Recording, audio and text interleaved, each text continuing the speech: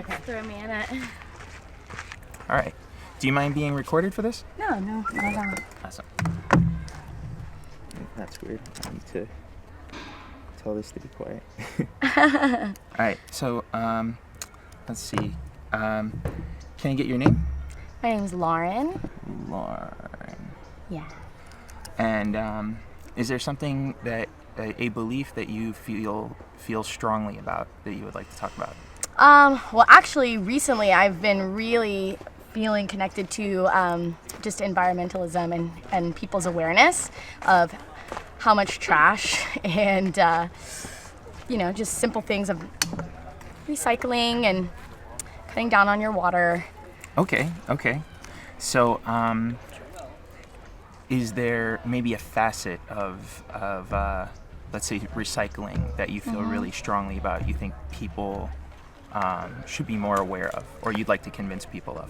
I just would like to remind people to be mindful of how much waste that they're producing themselves and using. If you can reuse anything, like let's say some of the plastic containers that you get from a to-go place, or maybe just bringing your own bags to the grocery store, so you're not taking plastic bags and then just throwing them away. So many times we're just simply throwing away and not thinking about it, and there is a repercussion to these things. I understand. So okay, well, let's look at that one. So when it comes to plastic bags, or you say people should reuse plastic bags, or what? Let's get a clear idea of what you think about. If you get bags. a plastic bag, I would definitely say reuse it as much as possible. But if you can avoid even using the plastic bags in the first place and just getting reusable bags, that's one step in the right direction. One of many.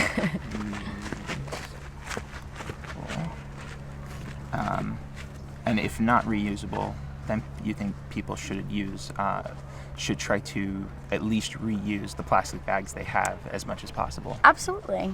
Cool. So let me see. So I guess that whole general topic is kind of hard to find something challenging to talk about, because Yeah, hopefully. Can't see anything wrong with what you're Hopefully saying more at all, people are right? on that page of just recycle, reduce, reuse. So can you think of something that's more, more of a controversial topic?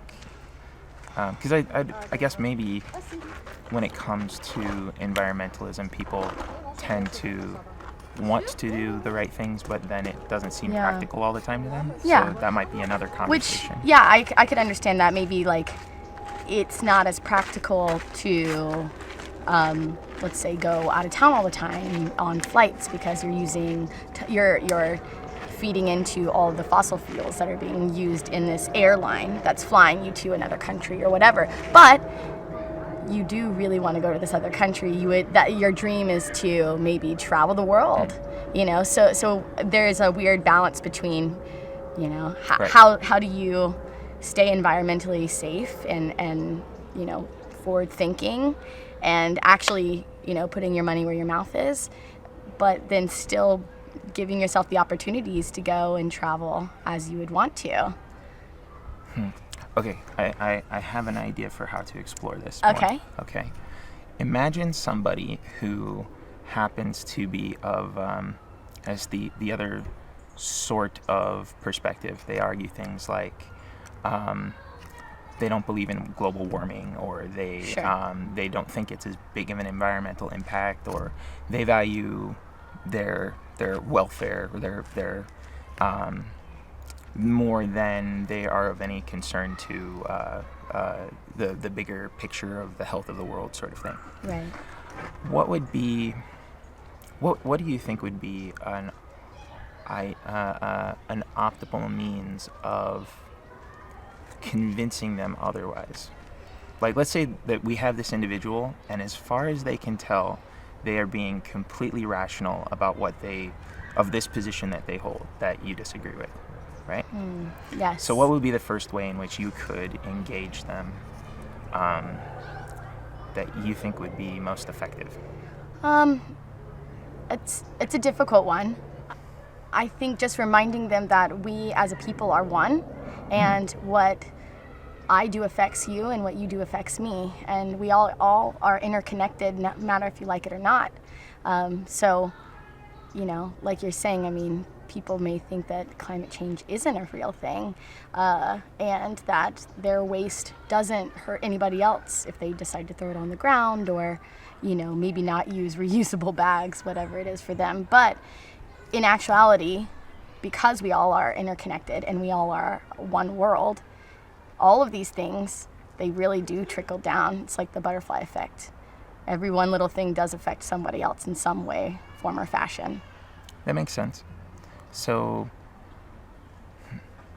if you imagine saying this to such an individual, what do you expect would be the typical response you'd get from that argument that you just gave?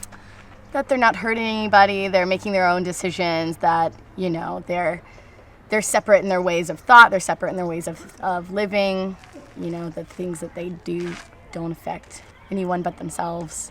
So hypothetically, if it were the case that they weren't significantly hurting anybody, and there was a way, and I'm not saying that is the case, but if there was a way to show that they weren't actually hurting anybody by their behavior, would you be willing to look at that evidence, I guess, well enough to sort of rethink your position on the matter? No. No? Why would that be? Well, I feel like, I guess in life in general, you have to take a stand one way or another, right? So if their stand is that they aren't hurting anybody, but they're still not doing anything to help in the opposite direction, then it still is no benefit to anyone. And again, it's hurting the people who are... Well, no, I think maybe you might have misunderstood. Okay, maybe. I'm saying, so let's say we had, there was information or an experiment we could do. Sure. And we agreed to the terms of that experiment to determine whether or not this hypothetical person's behavior had a significantly negative effect on the well-being of everybody else, right? But let's say we ran that, and you felt confident about that, like it just was set up in a way where you felt confident that the outcome would show in your favor, in favor of the argument that you're claiming. Okay. But then the result of that evidence, or that I just forgot the word all of a sudden, experiment, happened to show the opposite of what you expected. Okay. Would that alter your position in any way, do you think? I mean, I think it would show light in another perspective, and an experiment based off of one person. Well, let's say it's a repeatable experiment. We Okay. could maybe do it a few times, but each iteration of doing the experiment and showing results which don't comport with what you thought to be the case, how does that usually tend to affect your overall belief and position? Typically, then your beliefs may change, or I agree. So I wanted to sort of explore that because, and also you can imagine there's the other position where you can imagine that they feel very strongly about their own well-being, and they think that they are doing what's in the best interest of their own well-being. yes. And you would perhaps want for, if they could just be, if you're correct, and they could just be shown that they are incorrect, that revelation of evidence in some form or fashion could be able to convince them. So, I don't mean to drone on. That's okay. But so I find that it's difficult for people to get in the head of the other person, Right. and sort of see, okay, if I want them to be able to change their mind, then I also need to be open to changing my own. Absolutely. So that's where I was trying to go with that. It's really difficult when there's like a position I actually agree with. No, I understand. Yeah. So the time is up. But Awesome. if you want, we could talk more. If you guys aren't in too much of a hurry, we could explore a little more till we find a topic that's actually More controversial. You want to go? Sure. Okay. Yeah.